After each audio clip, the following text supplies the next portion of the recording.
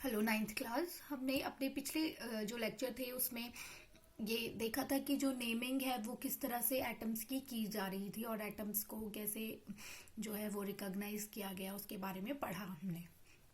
अब हम पढ़ेंगे कि since we know that atom is a matter, ठीक है, तो हर मैटर का एक मास होता है और वो एक जो है स्पेस ऑक्यूपाई करता है। मैटर का भी एक मास होगा, तो इसी मास को आज हम डिस्कस करेंगे। So we will discuss about the atomic mass of matter. Now जो डाल्टन ने जो एटॉमिक थ्योरी दी थी उसमें उसने एटॉमिक मासेस का भी जो कंसेप्ट था वो रखा। तो उसी को मद्देनजर रखते हुए या उसी को एक बेस बनाकर बहुत सारे साइंटिस्ट ने फिर इसका मास जो है वो निकालने के बारे में सोचा। बट सिंस जो एटम है वो बहुत ज़्यादा छोटा कंपाउंड है, वो बहुत ज़्यादा छोटा है, तो उसको देख पाना तो बहुत ज़्यादा मुश्किल था। और साथ ही साथ ऐसी चीज जो हम देख भी नहीं पा रहे हैं उसका मास फाइंड आउट करना, that was a difficult task. So बहुत ज़्यादा जो साइंटिस्ट थे उन्होंने क्या किया, बहुत ज़्यादा एक्सपेरिमेंट्स किए।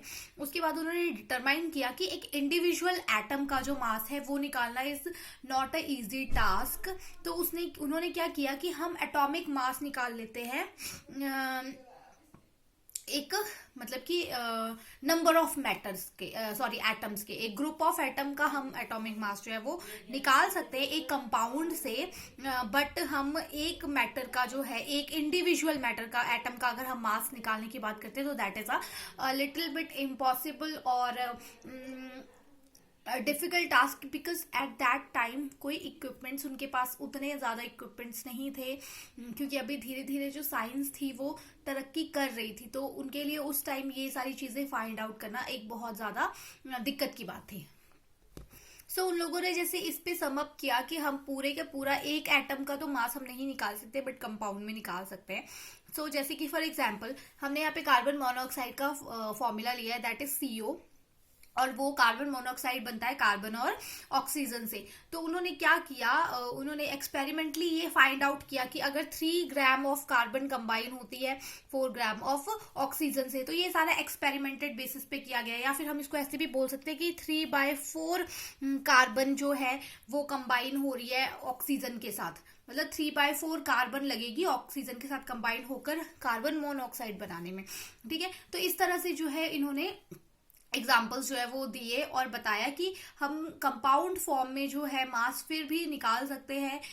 बट क्योंकि उन्होंने क्या है टोटल मास निकाला, फिर उसके बाद से इसका मास मतलब एक एक कंपाउंड का मास निकाला और उस हिसाब से, ठीक है। तो उन्होंने ये चीज डिफाइन करी कि एक कंपाउंड में मास निकालना फिर भी इजी है, बट अगर हम सिंगल एटम का मास निकाल रहे हैं तो that is a difficult task. After that ये तो जस्ट एक जर्नल चीज थी जो उन्होंने बताई कि हाँ ठीक है, इस तरह से भी जो है मासेस कैलकुलेट किए जा सकते हैं। बट लेटर ऑन और भी ज्यादा एक्सपेरिमेंट्स हुए और फिर उन्होंने क्या देखा, उन्होंने देखा कि जो कार्बन है, that we know that the carbon का जो एटॉमिक मास है दैट इज 12।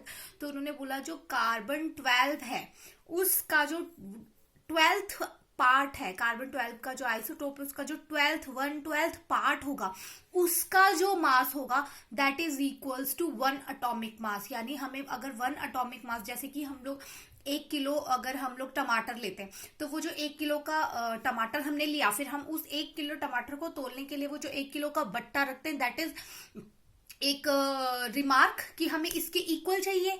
वैसे ही उन्होंने एक स्टैंडर्ड फॉर्म को रिकॉग्नाइज करने के लिए कि एक स्टैंडर्डाइज फॉर्म क्या होगी एटम के मास की, तो उन्होंने बहुत रिसर्चेस के बाद in 1961 they got to find that कि जो एटॉमिक मास है हम उसको कार्बन 12 के आइसोटोप्स के साथ जो है वो रेफरेंस उसका दे सकते हैं। तो उन्होंने उसके लिए क्या किया कि उन्होंने बोला 1 atomic mass unit is the mass unit equal to exactly 1/12 the mass of 1 atom of carbon.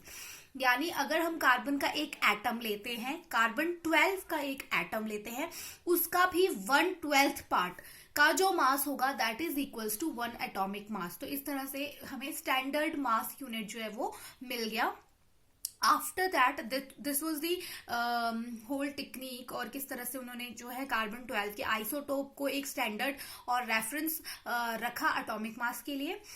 After that we will discuss that how do atom exist. अगर हम एटम की एग्जिस्टेंस की बात करें तो एटम्स, बहुत कम एटम्स ऐसे हैं जो कि वैसे बहुत कम क्या, कोई भी एटम ऐसा नहीं है जो सिंगल फॉर्म में मतलब एग्जिस्ट करता होगा. सिंगल फॉर्म मेरे कहने का मतलब है, जैसे अगर हम हाइड्रोजन की बात करें तो हाइड्रोजन H2 की फॉर्म में जो है वो एग्जिस्ट करता है, ऑक्सीजन O2 की फॉर्म में एग्जिस्ट करता है, ठीक है, क्लोरीन C2 की फॉर्म में एग्जिस्ट करता है. सिंपल ऐसे नहीं होता कि हाइड्रोजन इस तरह से हमें मिल रहा है, ठीक है. तो ये इसका सिंगल फॉर्म है कि ये सिंगल एटम है, इस तरह से नहीं एग्जिस्ट करते. कोई भी एटम है या तो वो एलिमेंट्स के फॉर्म में होंगे, ठीक है, उस तरह से, या फिर आयंस की फॉर्म में होंगे. आयंस क्या होते हैं? ऐसे एटम्स जिनके ऊपर चार्ज हो. फॉर एग्जाम्पल Na पॉजिटिव, इसके ऊपर पॉजिटिव चार्ज है तो ये एक आयन है.